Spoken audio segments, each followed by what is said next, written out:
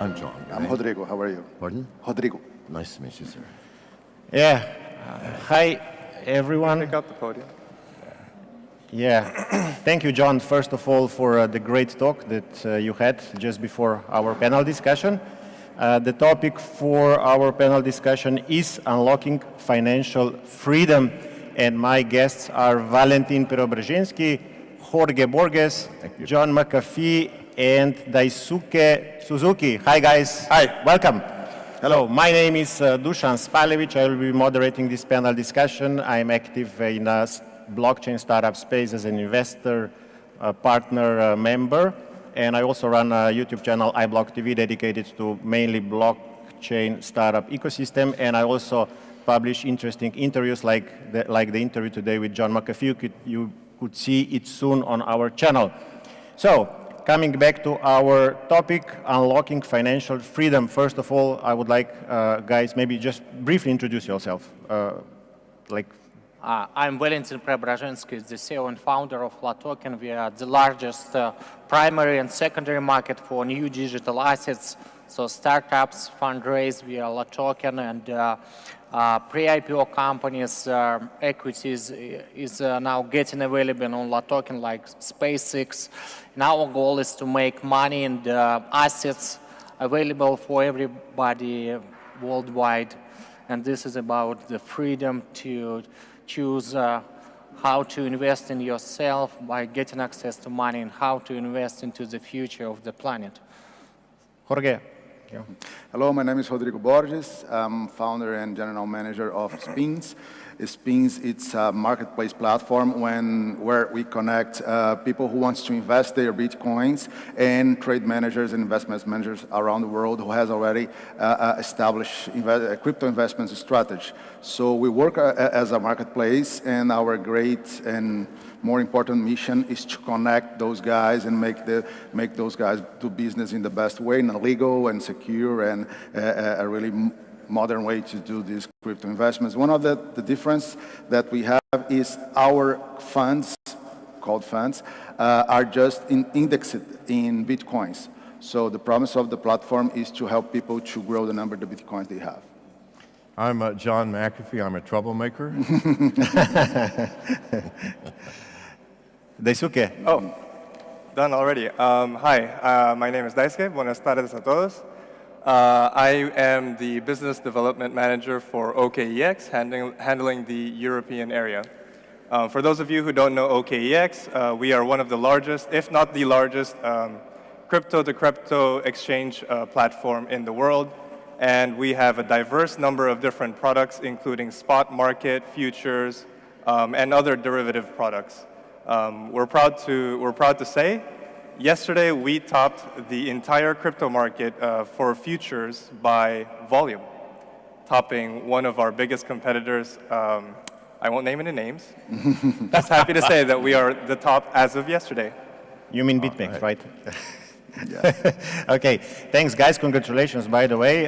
So the topic is unlocking financial freedom, and I would like first of all to ask you, to your opinion guys, what is financial freedom first? And second, given that we have to unlock it, what does it mean? That we are not financially free now?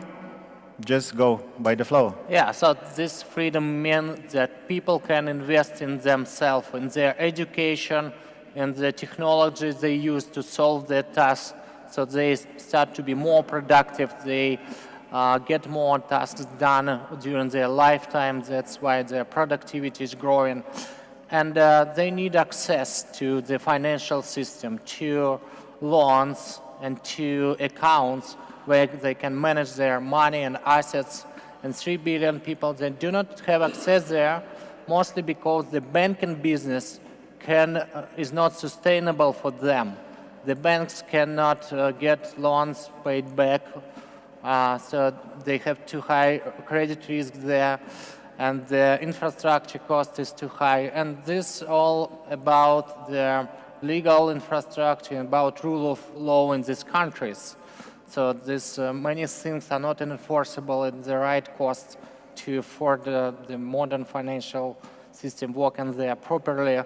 And Bitcoin comes there, and crypto comes, blockchain comes, It solves all of these bureaucracies and enforcement problems with the technology, and it's available via internet for these 3 billion people. Cool. Jorge, what is financial freedom to you? I think that financial freedom, it's about access. We really believe in Spins that the most important thing that we can do is giving access for opportunities that are not in the market today. For example, talking about investments, if a guy in Thailand that has $2,000-$3,000 wants to invest in some place in Brazil, in some space or real estate in Avenida Paulista in Brazil, this is impossible. Impossible not only because it's hard to do it, but it's impossible because it's very expensive. So the great opportunities in the world in terms of investments are holding by a few number of guys. You can only do these international investments if you can have a lot of money. So the idea about our platform, the idea about what we really believe is the blockchain and the crypto technologies can bring this easiest way to access this kind of information in this kind of investments. So I think that this is one of the great benefits that those technologies can bring to the market. John, financial freedom, what is it? And why we have to unlock it? Obviously, it's locked. Who locked it, by the way? I'm sorry? Who locked our financial freedom? I've got it. Yes. Yeah. I'll answer.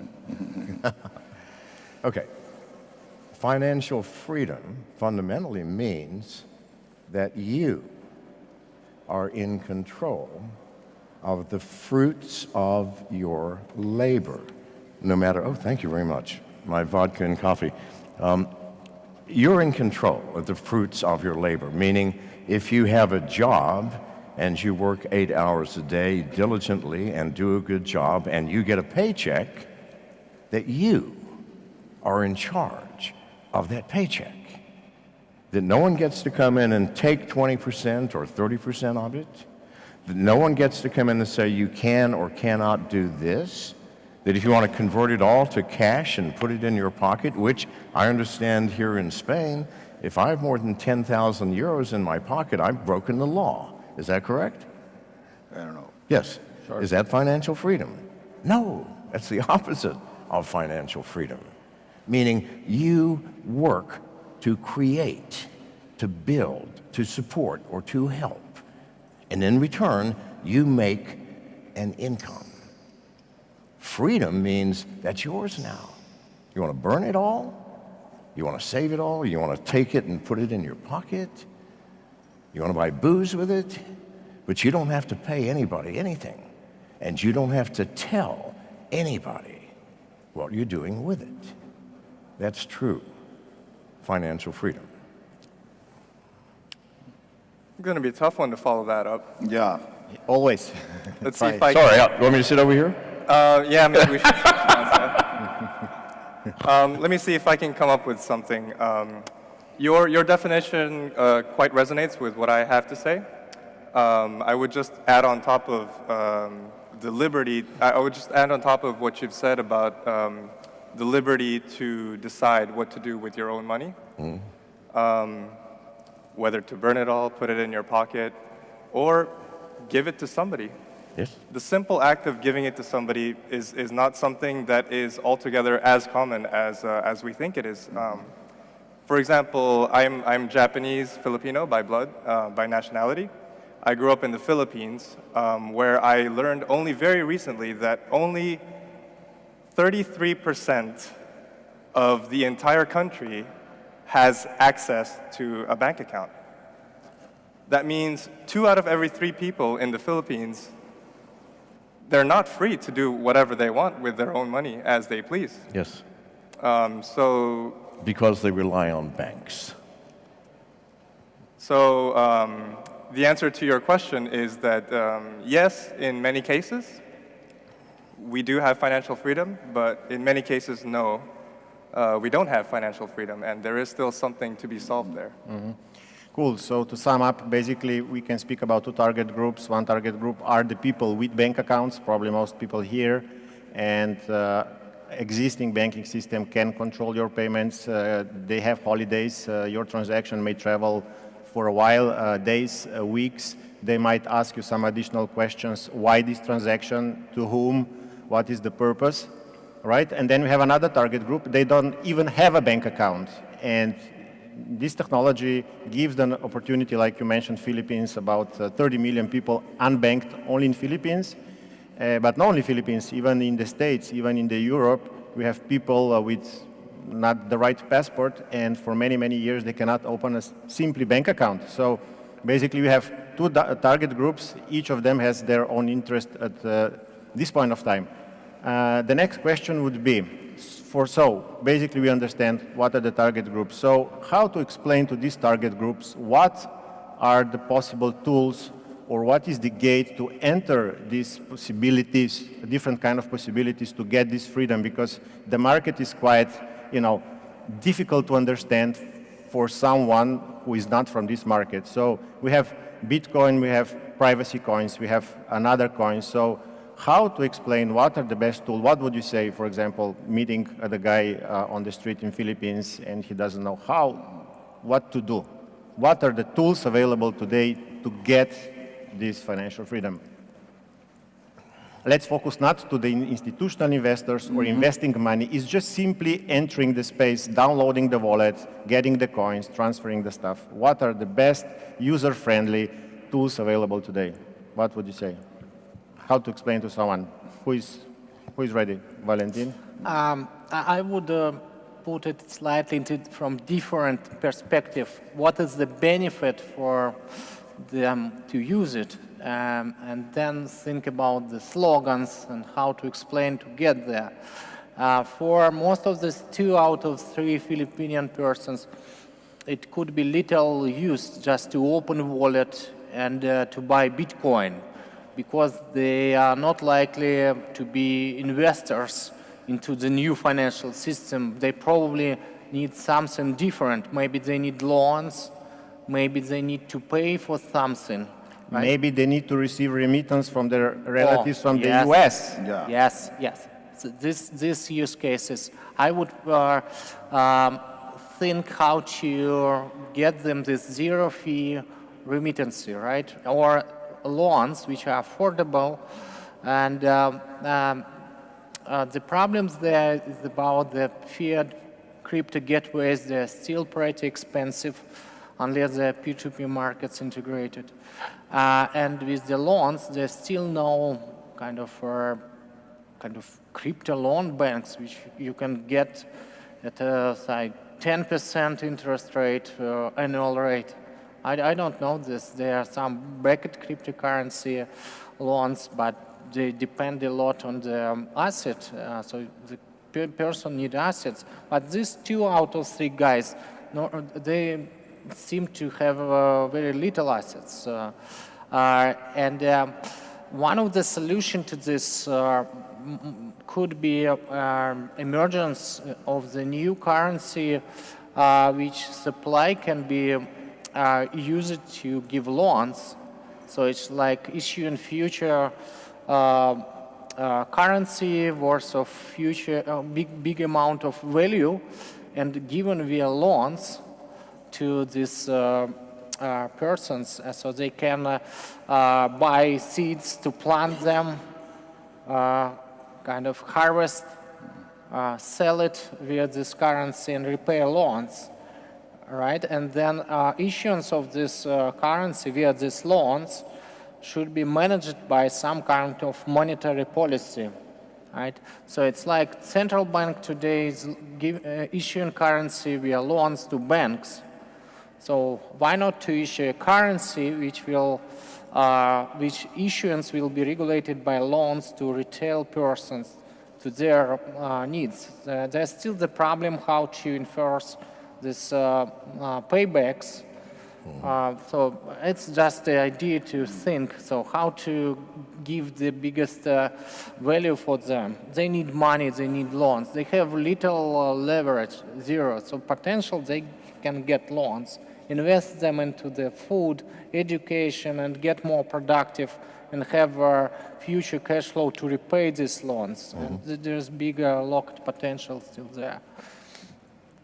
Well, it's pretty cliche, but the necessity is the mother of the innovation. So one of the cases that I really would like to mention, it's about Dash in Venezuela.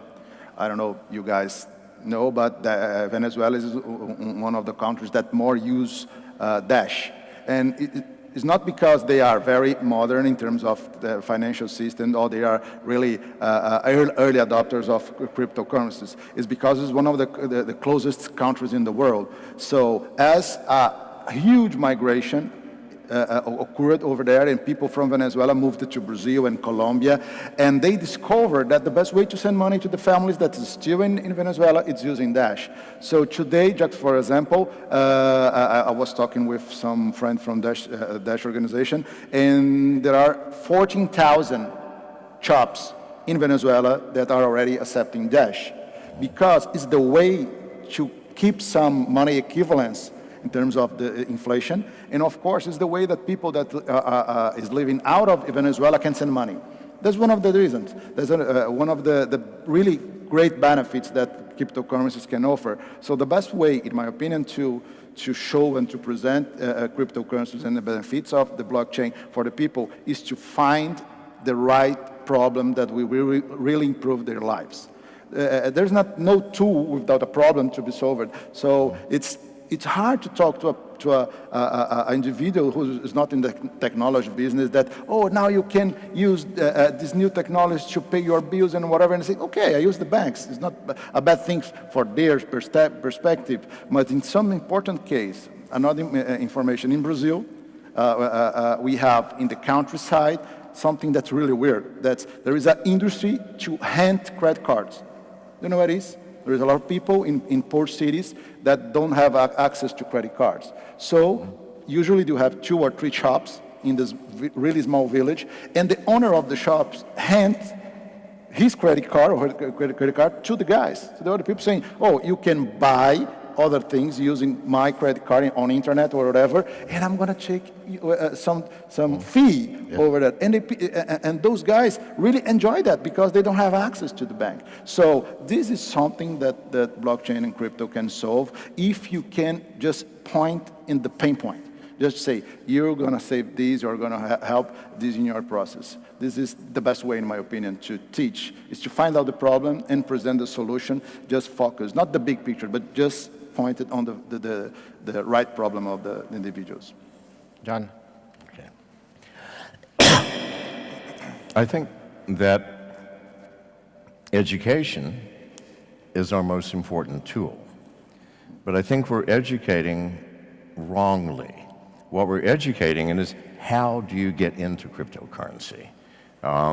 These are the fundamentals and basics. If you're used to selling anything, and I used to be a salesman when I was in college for everything, vacuum cleaners, you name it, the first thing you have to establish is the need for the product. I mean, and without getting ridiculous, imagine Morgan Freeman, the great actor, with an advertisement going, "Are you tired of paying taxes? Are you tired of your wife looking through the credit cards and finding a bill from the strip club?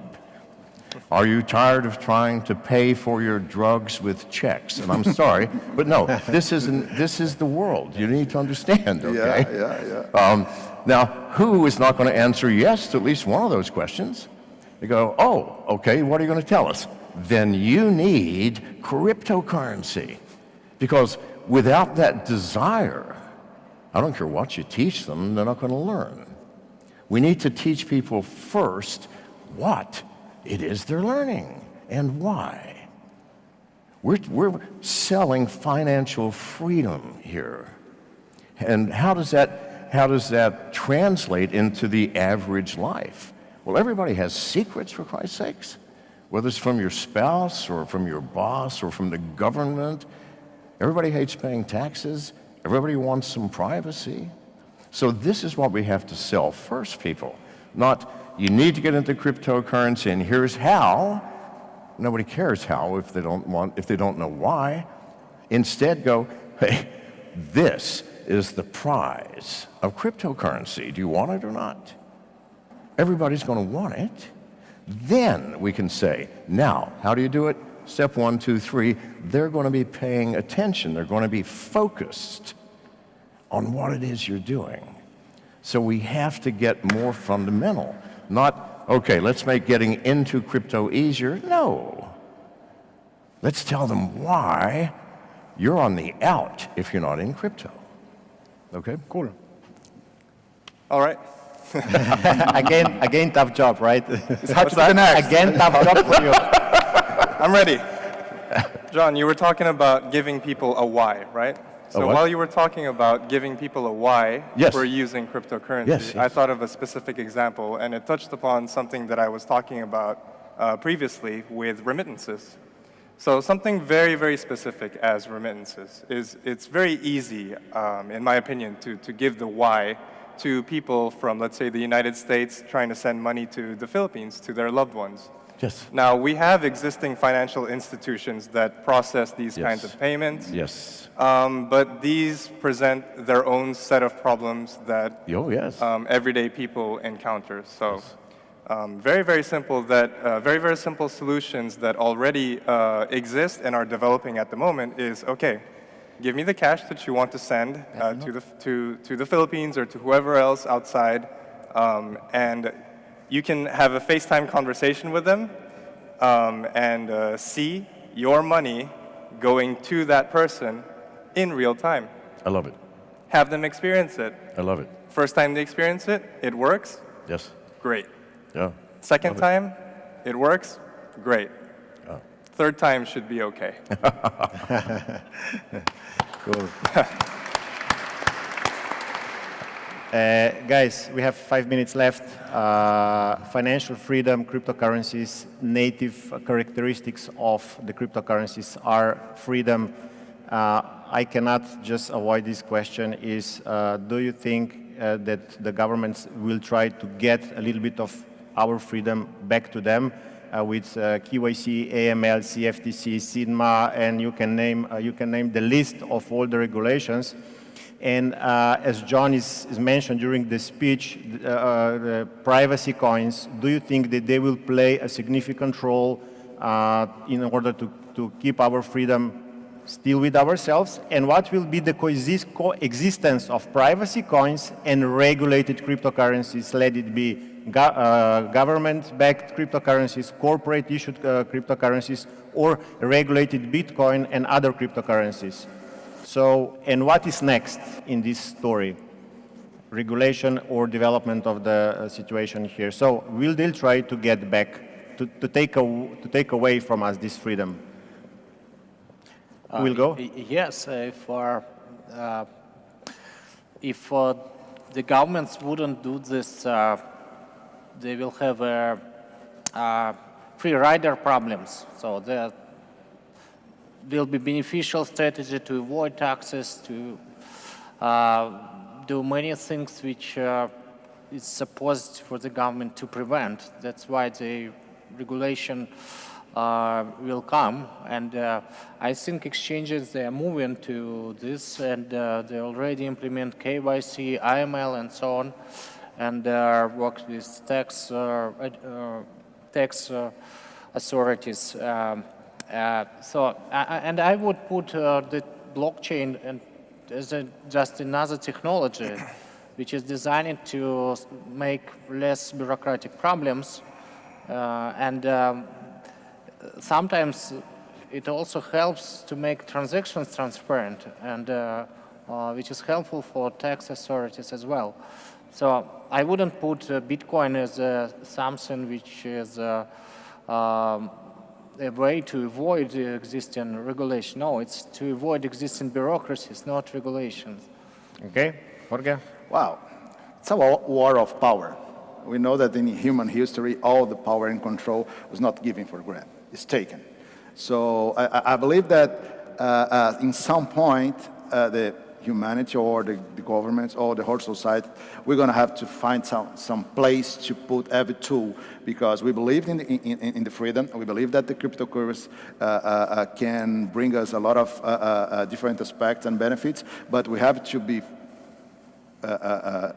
aware that something bad can be used, can be done using cryptocurrency. So I really think that in some point, as all the issues that humanity have already solved, we're gonna have to sit in a table and say, okay, this is good for this is good for that, and we have to find out some place to put the right tools. It's not easy. It's a $1 million or $1 trillion question, but for sure, these new technologies will help to forge something different that we have today.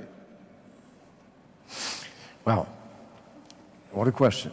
The question was, I was announced only 2 hours, I think, before I showed up. The reason for that is I am wanted by the U.S. government, both by the Securities and Exchange Commission and by the IRS, because I'm talking out like I am here saying, you don't have to pay taxes. You don't have to obey regulations. So this is the end product of anybody who is going to actually promote the truth of cryptocurrency. We're going to have problems down the road. There is no question. Governments are just not going to sit idly by. However, there are people like me. Number one, nobody here knows where I live. In fact, I'm not sure where I live. My wife knows. We're moving constantly.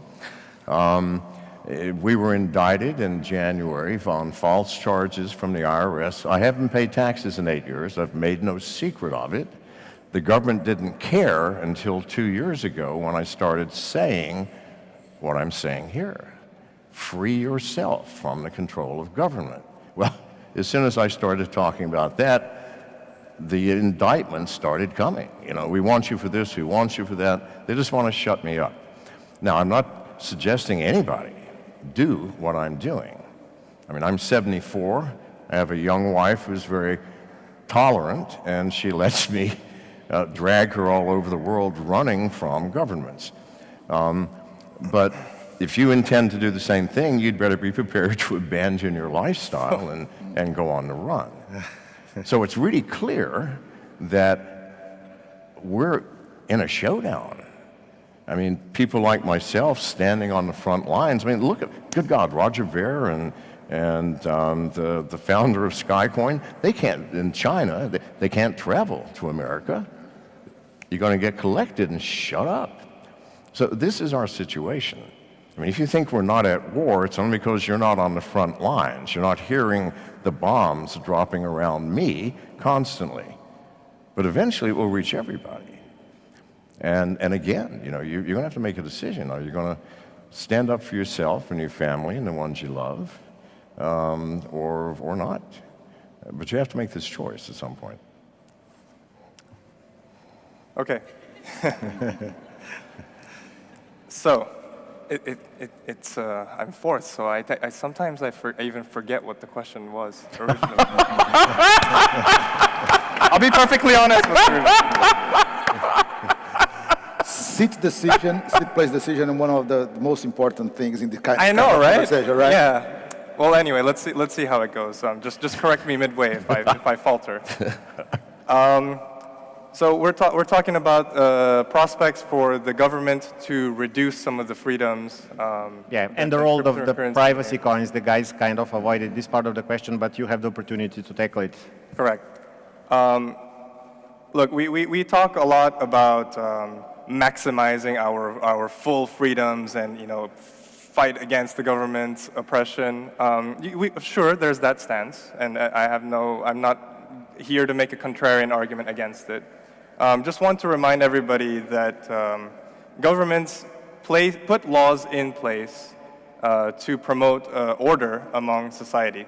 So they promote, they create laws and norms that are here to prevent people from doing things that are not that are against society, what we agree upon as a society. John's looking at me as if I said something wrong. No, not at all. I'm going to raise my hand after you've finished, however, and ask if I can speak.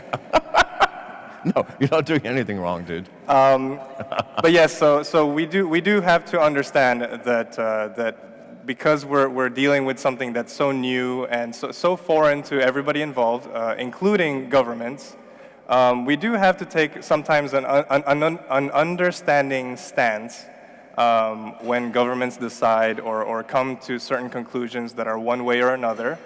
What's important, I believe, is to promote and continue the dialogue so that we can all come to an understanding as to what makes sense of how to use cryptocurrencies to further enhance everybody's freedoms without unnecessarily putting in danger the livelihoods of the very people that our laws are designed to protect. Okay. And just Just briefly, I'm Please, John, sorry, yeah. because you brought up an excellent point.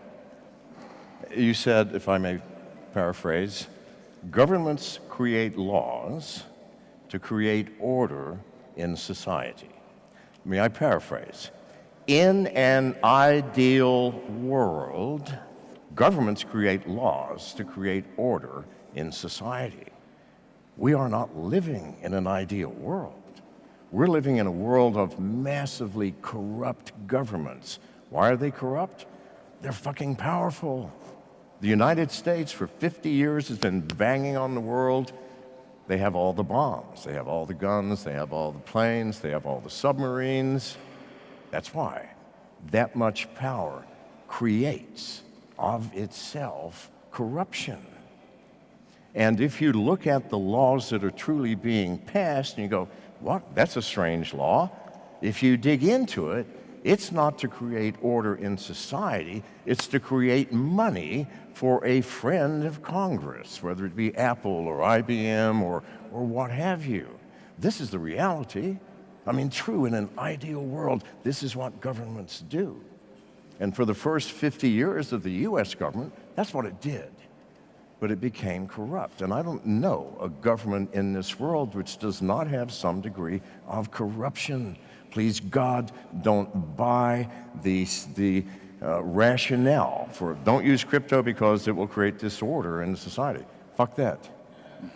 See the truth of your government. And I'm not denying what you're saying. I think we're in agreement. Okay, perfect. Yeah. Thank you. yeah, I just want to Wait, please, you Jorge. you say too. something Good.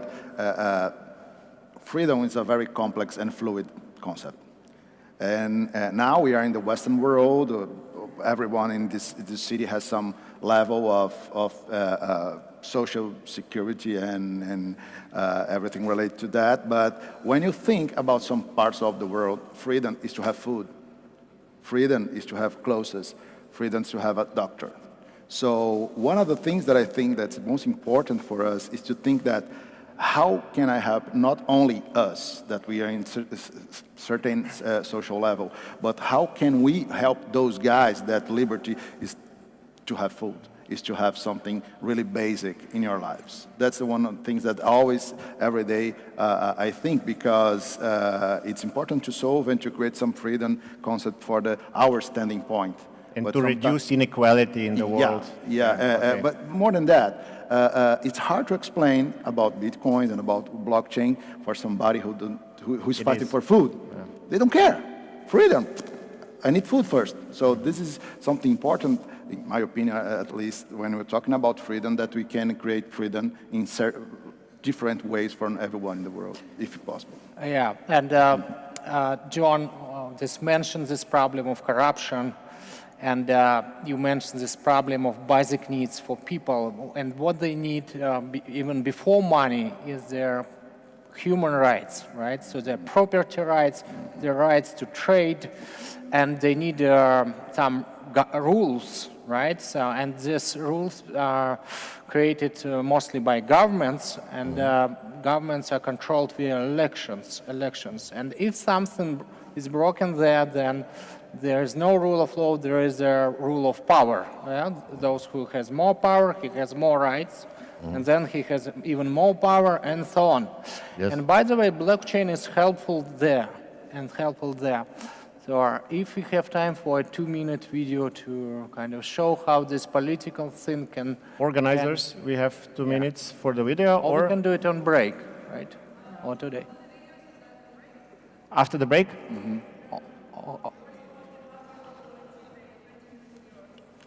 Okay, it's not about capital markets, it's more about freedom. So let's do it on a break, or now it's you decide. Whatever organizers say. Yeah. Okay. Okay, try to show this Dorothy video, right? Okay, meanwhile, we can discuss, I don't know, about libertarian ideas. You know, the guys, they are proposing the society without the government. The free markets should create basically everything, including the money.